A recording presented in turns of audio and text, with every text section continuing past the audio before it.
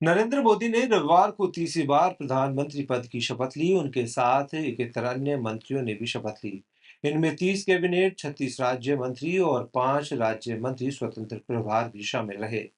NDA के सहयोगी मंत्रियों ने भी शपथ ली। टीडीपी के कोटे से मोदी कैबिनेट में 2 मंत्री शामिल किए गए हैं। शपथ ग्रहण के दौरान सभी मंत्री ईश्वर के नाम की ही शपथ लेते हैं। शपथ के दौरान मंत्री कहते हैं कि मैं, यानी वो अपना नाम बोलते हैं, ईश्वर की शपथ लेता हूं कि मैं विधि द्वारा स्थापित भारत के संविधान के प्रति। इस तरह मंत्रियों की शपथ पूरी होती है। प्रधानमंत्री भी ऐसे ही शपथ लेते हैं, लेकिन रविवार को जब टीडीपी सांसद चंद्रशेखर पेमासानी ने शपथ ली तो उनके शब्द बाकी मंत्रियों से अलग थे। उन्होंने ये नहीं कहा कि मैं ईश्वर की शपथ लेता हूं। उन्होंने कैसे शपथ ली, ये हम आपको बता देते हैं। 5,705 करोड़ रुपए से अधिक की पारिवारिक संपत्ति के मालिक पेमासामी सबसे अमीर सांसदों में से एक हैं। उनकी संपत्ति की चर्चा तो हर तरफ हो रही है। अब शपथ की भी होने लगी है। चंद्रशेखर पेमासानी ने अपनी शपथ में ईश्वर या गॉड शब्द का इस्तेमाल नहीं किया। डॉक्टर से राजनेता बने पेमासानी ने मंत्री पद की शपथ अंग्रेजी में ली। उन्होंने कहा, doctor Chandrasekhar Pemmasani do solemnly affirm that I will bear true faith and allegiance to the Constitution of India। यानी पेमासानी ने गॉड शब्द का इस्तेमाल नहीं किया। शपथ के बाद चर्चा शुरू हुई, क्या ईश्वर का नाम लिए बगैर भी शपथ ली जा सकती है? यह शपथ पूरी मानी जाएगी। क्या है नियम, ये भी हम आपको बता देते हैं।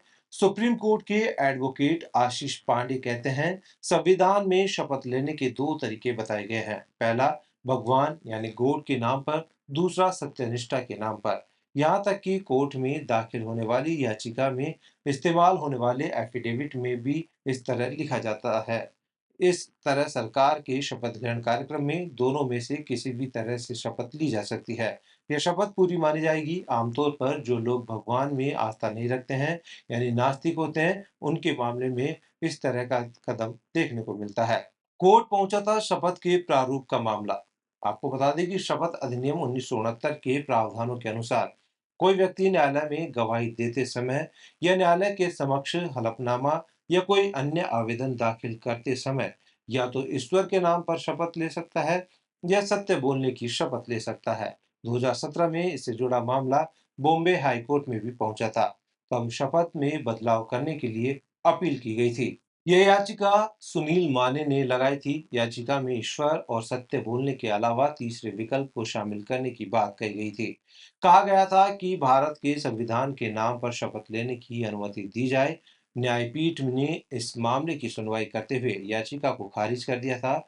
जजों ने तर्क दिया था, यह सांसदों को तय करना है कि भारत के संविधान के नाम पर शपथ लेने की अनुमति दी जा सकती है या नहीं। साथ ही आपको बता दें कि ऐसा निर्देश अदालत द्वारा नहीं दिया जा सकता। इस तरीके का जजों ने कहा है। और सुनील माले ने अपनी याचिका में दावा किया था कि निचली अदालतों में उनके सामने 2 अलग-अलग घटनाएं आई है, जहां गवाहों ने ईश्वर के नाम पर या भगवत गीता पर हाथ रखकर शपथ लेने से इनकार कर दिया, क्योंकि वे नास्तिक थे। अदालतों ने उन्हें गवाही देने से मना कर दिया और गवाहों को चले जाने को कहा। याचिका में सुनील माने ने अधिनियम में एक प्रावधान शामिल करने की मांग की, जिसके तहत संविधान की शपथ ली जा सके। हालांकि उच्च न्यायालय ने कहा है कि अधिनियम में शपथ के लिए 2 विकल्प दिए गए हैं, एक ईश्वर के नाम पर और दूसरा सत्यनिष्ठा से प्रतिज्ञान करना। चीफ जस्टिस सेलुलर ने कहा कि दोनों विकल्प स्पष्ट रूप से संकेत देते हैं कि अगर कोई व्यक्ति ईश्वर या सर्वशक्तिमान में विश्वास करता है तो वह ईश्वर के नाम पर शपथ ले सकता है, और अगर वह विश्वास नहीं करता है तो वह सत्यनिष्ठा से सत्य कहने की शपथ ले सकता है। ईश्वर या सर्वशक्तिमान कहने से अधिनियम ने यह सुनिश्चित किया है कि किसी भी धर्म, जाति या पंथ का कोई संदर्भ या जुड़ाव नहीं है।